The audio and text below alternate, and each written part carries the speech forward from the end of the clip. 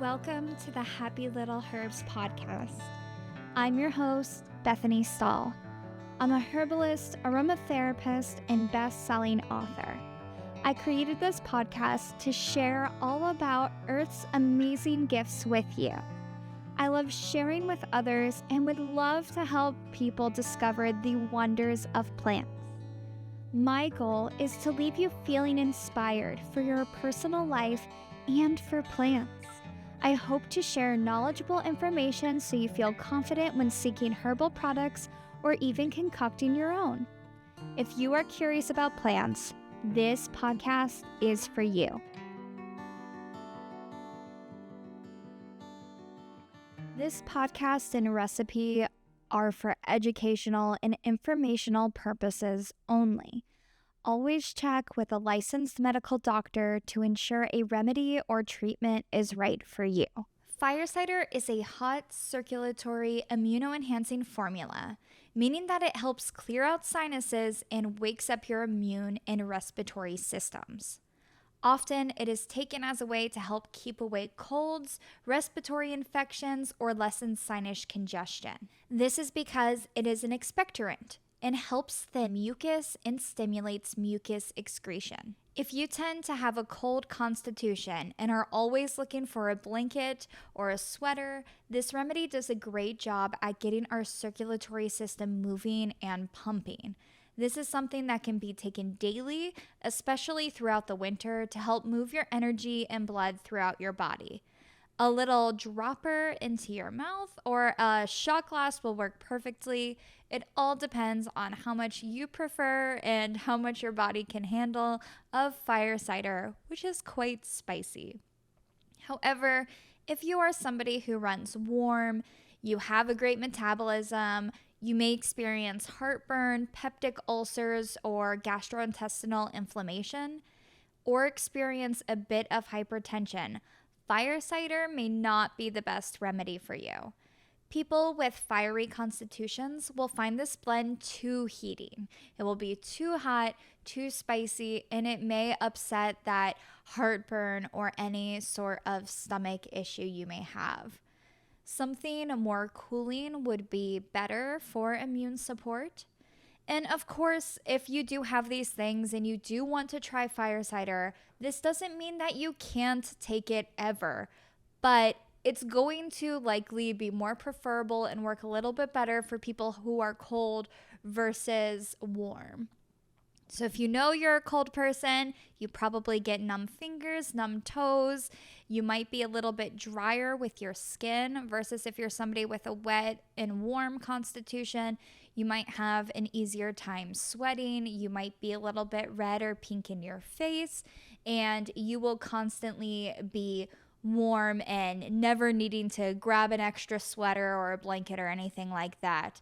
So you will probably know which one of those two you are. I personally am freezing. Even right now as I'm recording this, my fingertips are numb and I could absolutely use a shot of fire cider. But if you're somebody who's warm and wet, my husband is actually warm and wet. He has that type of constitution, and fire cider isn't the best for him.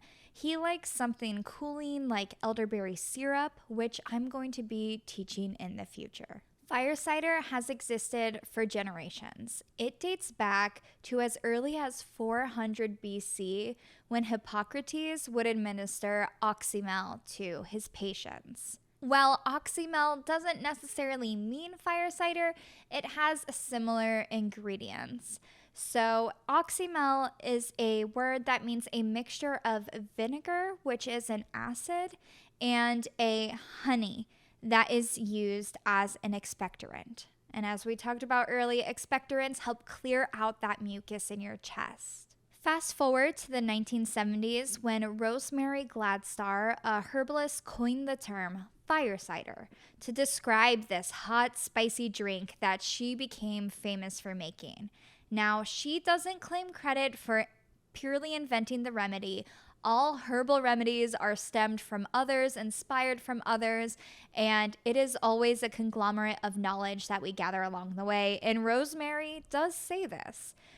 It's existed in so many forms throughout human history, but she was the first to give it the iconic name Fire Cider. In recent history, Fire Cider gained significant attention in the herbalism community due to a legal battle. A company attempted to trademark the name Fire Cider without Rosemary's permission. They demanded that anyone making the drink could not use its rightful name and even claimed ownership of the classic recipe.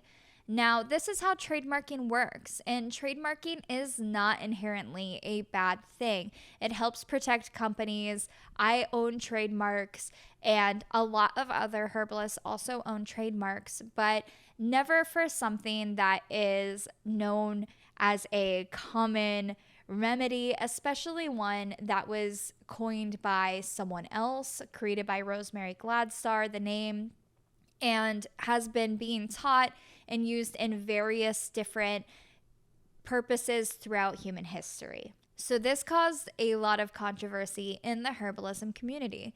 Most herbalists believe that plants and the earth belong to no one.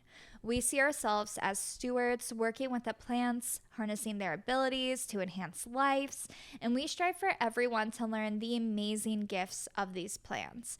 And putting a trademark on something that is supposed to be free to use and is a part of a lot of herbalists' livelihoods was very scary. Most herbalists consider fire cider a people's medicine, which is something we can all use, we can all make, we can all access, and we can all call the name it was given by Rosemary, fire cider. After a long battle, the herbalism community won the right to freely use the name fire cider. The trademark was revoked, making it legally available for everyone to legally call the herbal tonic by its rightful name. This event exploded the popularity of fire cider, and it has yet to slow down.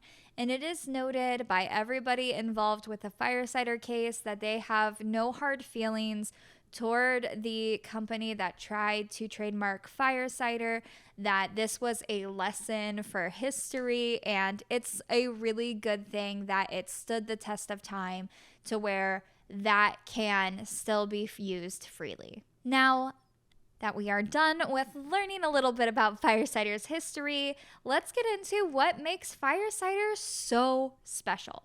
My first herbal experience was with fire cider. It occurred while I was working at a small, now closed, family-owned shop. It felt like a random product for them to carry, but the owners swore by its herbal magic. It worked so well. It was the best thing ever. And I was skeptical, especially because it smelled quite pungent, and I wasn't sure that I ever wanted to put that inside of my body. So with curiosity, I eventually took a shot of fire cider. I could feel the fire cider rushing through my body, and it was as if every pore in my body was alive and screaming and awake, and instantly my sniffly nose was completely clear, and I had the oncomings of a sore throat at that time, and my sore throat was completely soothed and it didn't hurt to swallow, which it did before, and I was in a little bit of shock. I, at that time, was constantly getting sick. I had colds constantly. As soon as one ended, another one began. I was always feeling under the weather, and I was living off of cold meds, over-the-counter prescriptions, and I was constantly taking them, and cold medicine always gives me that foggy head feeling. If I take one for too long, I start getting angry, and I am a person who always gets affected by all the side effects you see listed. I get them all, and this was something that was getting to be overwhelming to just make it through the normal day-to-day life. So with this new fire cider that I had heard of and I tried, I decided, you know what, I'm going to give it a shot. It's a little bit spicy, it's a little bit harsh, but you know what, let me give it a try. And I began to take a shot every time I felt sick. Soon, my frequent sick days turned into none, and doctor's visits became fewer and far between, and I was feeling great. Every time I took a shot, instantly I could feel all of my sinuses clearing out. I felt better, I felt awake, and I was stunned that something as simple as a few ingredients and some vinegar could work so well and better than over the counter or even prescription meds. Now, this is not to say that allopathic medicine is bad or doesn't have a place in our lives. It absolutely does. We love allopathic medicine. It is a great thing, but this is something to where we can't deny the power of herbs and how homeopathic medicine also deserves an equal seat at the table. They work together, they can work in conjunction, and it is a really good way to have multiple ways to help support your body, your overall health by using both. So definitely no hate towards allopathic medicine, but it is interesting to use other things alongside of it to really help boost your overall health. Now, let's make some fire cider. We want to go ahead and prepare a pint for this recipe. That is going to be just a little tiny jar, and this jar is going to give you that first taste of making fire cider, as well as your first taste of fire cider if you hadn't tried it before. The fire cider I originally tasted was a little bit harsh. It was mass produced from one of the large companies that produces it, and I didn't like it, though I knew it worked. Making your own recipe gives you that ability to tweak those little things you want and make the recipe more palpable, because if you are like me, fire cider is a lot and it will put hair on your chest. So it is key for me to make my own. That way I can control the ingredients and really tailor it for my personal taste while maintaining all of the beneficial goodness of fire cider. The first thing we are going to start with is horseradish. This is my favorite part. I'm someone who absolutely loves the smell of horseradish. It is just that peppery, spicy goodness. Horseradish root is a common herb that's used for digestion, but it also helps clear out your sinuses from pressure that creates that puffy, sore feeling in your face that leads to that sinus headache and congestion. And nothing can clear sinuses out quite like horseradish root. It has a long history of medicinal use. It has anti-inflammatory and antibacterial properties, and it is known as a stimulant. So stimulants stimulate your nervous system. So they get it all up and going. They bring that energy to your body of that flow of when you take a shot of fire cider, you're just like, woo, and alive. And that's what a stimulant is. It's also known to be an antiseptic. We are going to begin grating our horseradish root. Some people peel it, some people don't. Mine depends on how lazy I'm feeling, but as long as you have some horseradish exposed, it's going to go ahead and extract. So go ahead and begin grating your horseradish, and even during this grating process, you're going to be feeling your sinuses start to open up. We're going to add 3 tablespoons of grated horseradish to our jar. It is important that you make sure your jar is clean before you use it, so make sure you cleanse it. An easy way to cleanse your jars that you're using is boiling them for about 15 minutes and letting them get really, really hot and then removing them from the boil pot. So not necessarily like soaking them in water, but putting a pot to boil and putting the jar in, almost like a double boiler effect to just basically heat treat the jar. It does a decent job at decontaminating your jar, and it's better than just using one that you may have just bought from a store or a cabinet that may have some like flecks or something growing inside of there. You just want to make sure they're clean. While you're grating, I want to talk about horseradish root. It is so easy to grow. And despite being a herbalist, I have a hard time growing certain plants. But horseradish root is one that you just can't kill, I promise. You can grow it straight from the root, and that root can come from your local grocery store. So whatever you are using right now, you can grow horseradish from it. You don't need anything bigger than about an inch section. You're welcome to use as much root left over as you'd like. What you want to do before planting your root is wrapping it in a moist rag and leaving it on the counter or somewhere out in the open for a few days until it starts growing the hint of roots. And you'll see all these little knobbies growing all over the root. And that is when you know it is starting to grow. Once it starts to have those, go ahead and pop it under about an inch of dirt. And within a few weeks, you're going to see the horseradish pop up. They have these big, large, leafy, vibrant green leaves that will pop out of the ground. And even when you stand by a horseradish plant, you will get that peppery smell. It carries through the wind, and I always can smell my horseradish when I'm near it. You do want to be aware to keep your horseradish in an area that you're okay with it spreading to. So it will spread and take over an area. So plant it in a space that you're okay with that, or if you'd like, you can plant it in a pot and make sure the bottom of that pot doesn't have a drainage hole that's going to go into the ground to where it will spread, because it will absolutely do that. I keep a few big pots of horseradish and I keep them on my driveway to where they can't grow and reach over to the grass. That way I can grow my roots and keep them in an area that I know is safe. Next, we're going to move to garlic.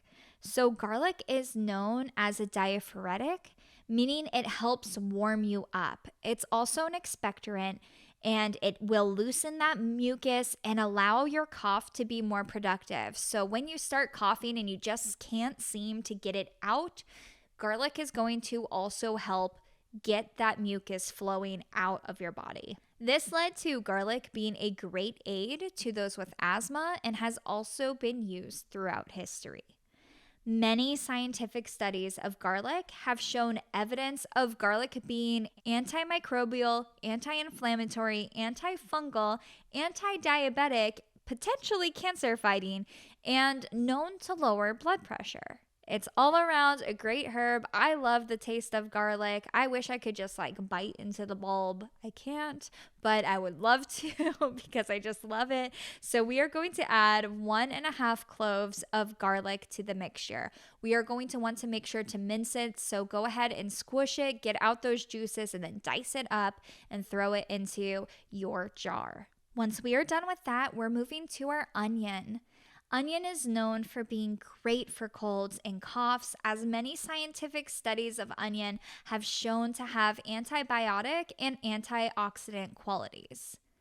We're going to go ahead and dice some onion up and add 6 tablespoons of onion to our mixture. I like to use sweet onions for this recipe, but you can use any sort of yellow onion, or if you want to try a different onion, you're welcome to. This is all up to you, but I personally always try to go for the sweet onions. Now we're going to move to ginger. So ginger root, what it's called in the grocery store, is actually a rhizome, not a root, but you can actually plant ginger straight from the rhizome. If you lay it near the top of the soil and barely cover it, you don't want it to get too moist, it will actually start to grow, and you can grow your own ginger as well. Ginger is known as a stimulant, so it gets your body moving, and it's a carminative, which means it helps relieve gas and really helps your tummy out. Ginger is known to help with so many digestive issues, asthma, arthritis, as well as helps relieve nausea. Some studies have also suggested that it can help boost your immune system and help with relieving lower inflammation, such as tummy or period cramps. Definitely want this in our fire cider, so we are going to add 3 tablespoons of grated ginger. And just like the horseradish root, if you want to peel it, you can. If you're feeling lazy, that's okay. Just aim to try and have as much as the juiciness and soft parts into your mixture as possible, because we want to get that absorption from it. But if you're feeling lazy, you don't have to peel it. Lemon.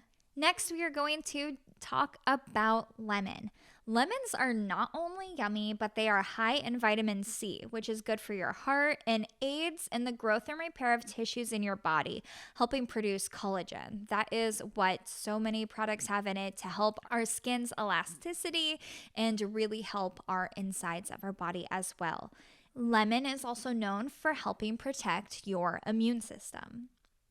We are going to first zest our lemons. So that is using a grater on the outside skin of the lemon and going ahead and add that zest into our jar. Once we are done zesting, we're going to slice it, and we want to add 6 tablespoons of lemon, which is going to be about 6 quarter slices. So if you slice the lemon like you're going to put it in a drink and then dice that into 4, we're going to take 6 of those little 4 parts, if that makes sense. Well, in this recipe, I'm only going to recommend lemon. You can also add in oranges or even lime to the recipe too, and I often love including extra citrusy goodness into my fire cider. It's something that you can have fun playing with, but lemon is the basic one that you're going to want to add every time. Next, we are going to talk about our hot peppers. We have 2 in this recipe. So hot peppers are not only yummy, but they are also rich in vitamin C. They contain active compounds that may help you live longer, according to some recent research, and they have capsaicin. That is responsible for the heat we feel from peppers. It is believed to have antimicrobial properties that support health and prevents metabolic diseases such as diabetes. We are going to add a quarter of a jalapeno pepper, and we're going to dice that up and throw it in there. And then we also want to add an 1/8 teaspoon of cayenne. Now, you can do a little more or a little less depending on your taste, but I am talking about just a little bit. This jar is small, so we don't want to over spice ourselves out. But again, if you are somebody who loves it, feel free to add as much or as little as you would like. Next, we're going to add 2 more spices, and that is black pepper and turmeric. Black pepper and turmeric often go hand in hand. While turmeric on its own is a great spice, pairing it with black pepper enhances its effects. So turmeric contains anti-inflammatory, antibacterial, and antifungal properties, but it doesn't absorb well into your body. But that's where the black pepper comes in, because black pepper, while it also helps relieve nausea, headaches, aids poor digestion, and has anti-inflammatory properties, it also is known to help your body really absorb all the nutrients. So putting it with turmeric will help you get all the benefits of turmeric. So we're also going to add the same amount of black pepper and turmeric as we did cayenne pepper. So we're going to add an 1/8 teaspoon of turmeric and black pepper. Now, your jar should be pretty full, and that is going to bring us to our apple cider vinegar. So vinegar is our solvent for this herbal remedy. It is going to extract all of the constituents that we've discussed into the vinegar. It has antimicrobial properties, and the most important part you want to look at when seeking an apple cider vinegar is making sure some of the mother is included into your apple cider vinegar, and putting that into the fire cider is also a really good thing. The mother in apple cider vinegar is that culture of beneficial bacterial elements that turns a regular apple cider into an apple cider vinegar. The mother is going to look like a cakey substance at the bottom of your apple cider vinegar, and it's good for you. So don't worry if you see stuff floating around in there. That is good. We want all that. We are going to fill up our jars to nearly the very top with apple cider vinegar.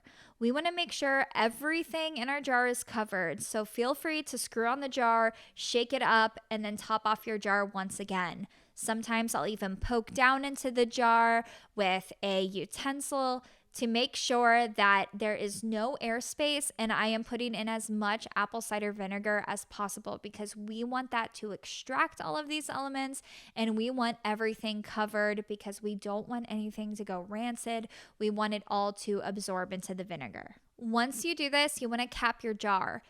Capping your jar is going to be important because you don't want to use a metal cap because the vinegar will affect that and corrode it. So what you can do is add a wax paper in between or use a reusable plastic lid that is also sold for jars. Either way you go, just make sure there is no contamination between the metal, if you're using metal, and the ingredients. I often opt to use a reusable plastic lid just because it is easier, and there have been some mishaps I've had with wax paper. So it's purely up to what you prefer using. And again, they're reusable. So I've had the same plastic lid for many years and I keep sanitizing it and it works great. You are then going to store it in a cool, dry area. You want to keep it in the dark and go and visit your fire cider every single day, say hello, and give it a little shake.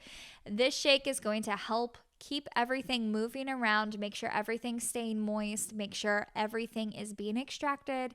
And while some people don't think you have to shake it, I think it's a fun part of fire cider where you get to have this anticipation of all this goodness that you've created. So go in and give it a good shake every single day. Wait about 4 weeks and don't wait longer than 6 weeks.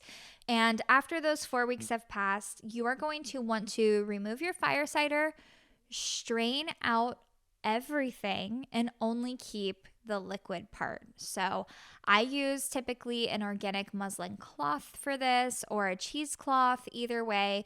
And you will go ahead and strain all of those really nice ingredients and capture the liquid in a new jar.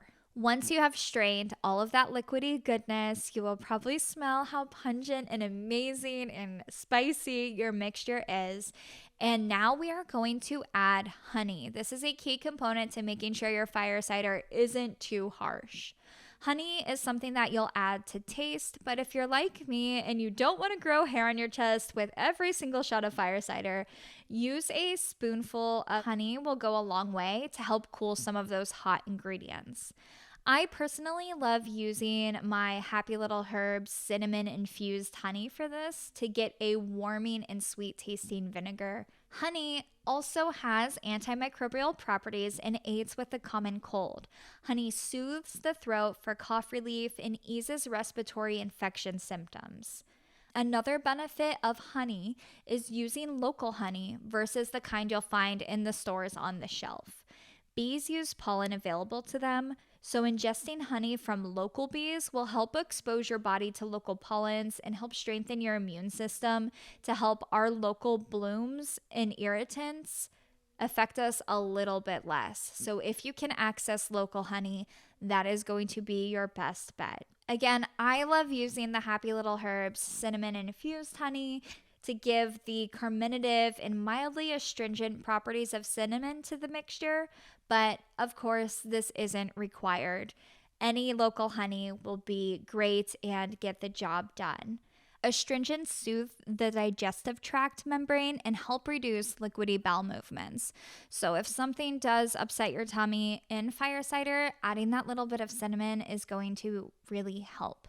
Now, you can also add this in during the fire cider making period. You can add in cinnamon, you can add in a little bit of clove if you'd like, but I like adding mine in with the honey. It's just a preference, and it is the way I create my fire cider. Once you add the honey, mix it up to make sure it's absorbing, and then give your fire cider a little taste. And once it tastes about right to you, that is where you'll stop with the honey. Mine's typically a spoonful or so, and it really depends on my taste and what I'm looking for, but go ahead and mix and taste until you have a really nice mixture. I hope I can help you find your happy with this podcast, just like I found mine. On the next episode, I will be sharing about elderberry syrup. We will talk about how to make it, how to best store it, and what elderberry syrup is really good for. Sign up for my mailing list to get notifications about this podcast and learn when new courses become available on hlhacademy.com, and check out my herbal goodies on happylittleherbs.com. You've now got yourself a fire cider, and you do not have to refrigerate it. You are welcome to, but fire cider, since it's in a vinegar, it doesn't need to be refrigerated. So however you would like to store it, you can, but I do always recommend a cool, dark place to keep it in. And then fire cider is typically good for about a year. So enjoy your fire ciders, and if it ever starts to grow mold or looks funky or smells a little bit off, I do recommend go ahead and making a new batch. Sometimes we can get things wrong or sometimes strange things happen. So always be aware and always pay attention to what you're taking and make sure you're not ingesting anything that has gone rancid or has somehow grown mold or anything has gone wrong with your mixture. I hope you enjoy your fire cider and cheers. Let's do a shot together. I hope you enjoy your fire cider. If you'd like to learn more about fire cider or any other herbal remedies, you can do so on hlhacademy.com, where all of this information will be available to you to see as a recipe and to access as a course.